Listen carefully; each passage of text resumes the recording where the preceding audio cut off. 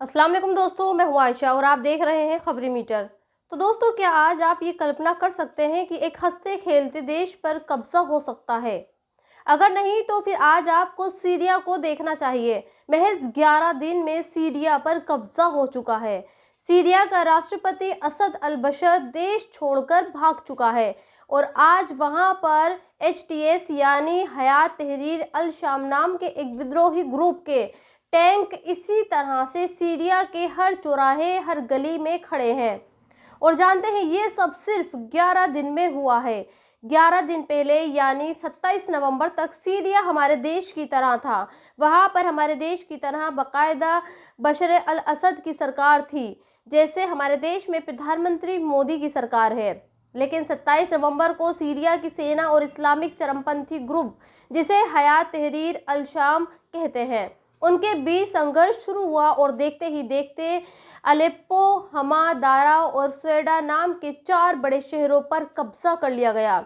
और कल यानी 7 दिसंबर को HTS के लड़ाके सीरिया की राजधानी दमिश्क में भी घुस गए और उन्होंने वहां पर भी कब्जा कर लिया। इसीलिए कल ही देर रात ये खबरें भी आईं कि अब सीरिया का राष्ट्रपति बशर अल असद भी भाग चुका है। और खबरें ये भी हैं कि असद अपनी फैमिली के साथ रूस भाग गया है, क्योंकि शुरुआत में जब सीरिया की सेना और HTS के बीच युद्ध शुरू हुआ था, तब सीरिया का साथ देने के लिए रूस ने अपनी सेना भेजी थी। लेकिन HTS नाम का ये विद्रोही ग्रुप इतना ताकतवर और ख़तरनाक है, इसके सामने ना तो सीरिया खुद की सेना टिकी और ना ही सीरिया का बाहर से समर्थन देने वाले ईरान और रूस टिके, जिसका नतीजा ये रहा कि हयात तहरीर अल शाम ने महज 11 दिन में सीरिया का तख्ता पलट कर रख दिया। ये खबर दिखाने का मकसद आपको सिर्फ ये बताना है कि आज दुनिया में कुछ भी हो सकता है।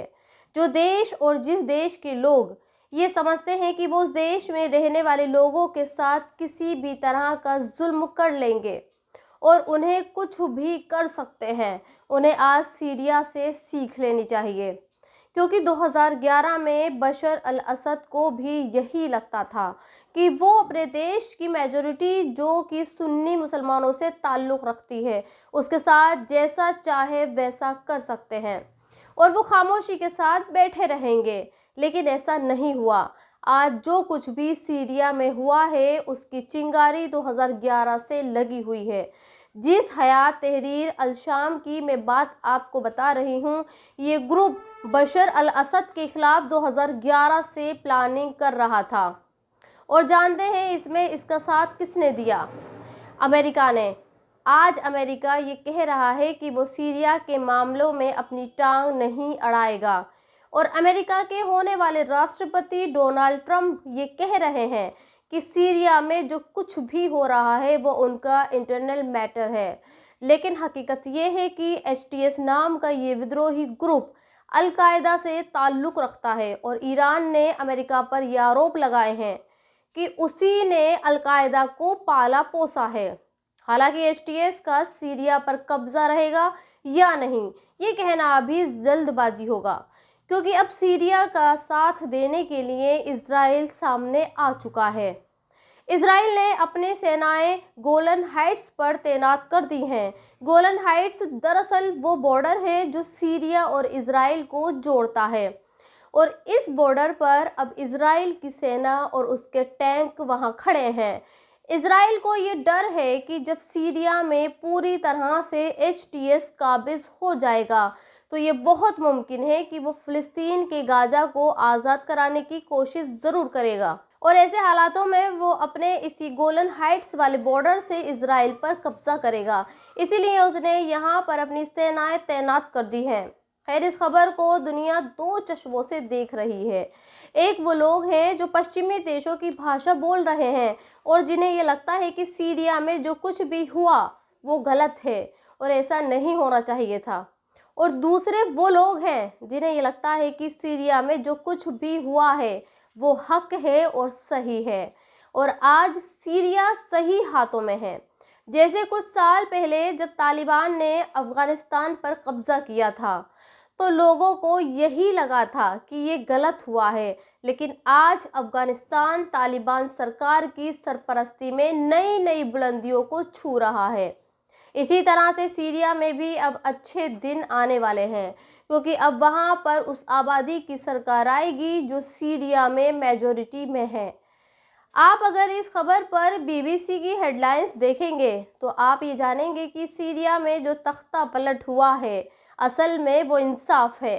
जब सीरिया के राष्ट्रपति असद ही देश छोड़कर भागने की खबर और सीरिया की राजधानी दमिश्क पर कब्जा करने की खबर आई, तो बीबीसी ने इस खबर को लेकर जो हेडलाइन बनाई थी वो इस तरह से थी: सीरिया में विद्रोहियों का दावा, देश से भागे असद, सीरिया अब आज़ाद। यानी बीबीसी के मुताबिक सीरिया अब आज़ाद हो चुका है, ठीक वैसे ही आज़ाद हो चुका है जैसे हमारे देश 1947 में अंग्रेज़ों के कब्जे से आज़ाद हुआ था। यानी बीबीसी दुनिया को ये बताने की कोशिश कर रहा है कि सीरिया पर कब्जा नहीं हुआ है, बल्कि सीरिया को एचटीएस ने आज़ाद कराया है और कब्जा को सीरिया पर बशर अल असद ने कर रखा था। खैर दोस्तों, यहाँ मैं आपको एक और चीज़ बताना चाहती हूँ और वो है बांग्लादेश से जुड़ी हुई। आज हमारे देश में ये बताया और दिखाया जा रहा है कि बांग्लादेश में वहाँ की माइनॉरिटी यानी हिंदू खतरे में है और वहाँ की सरकार हिंदुओं पर जुल्म कर रही है। अब बहुत सारे लोग और जानकार ये कह रहे हैं कि अगर बांग्लादेश में हिंदुओं पर जुल्म हो रहा है तो फिर ये जुल्म कैसे रुकेगा? क्या हिंदुस्तान बांग्लादेश पर हमला करेगा?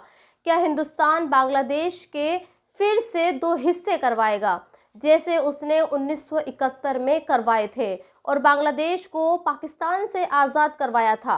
खैर, एक्सपर्ट और जानकार ये मानते हैं कि जिस तरह से हमारे देश के लोगों और नेताओं का दिल बांग्लादेश के हिंदुओं के लिए धड़क रहा है, वो कुछ भी कर सकते हैं, क्योंकि बांग्लादेश में हिंदुओं की आज़ादी करीब 8% है, जो कि नंबर में 1 करोड़ से ज़्यादा बैठती है।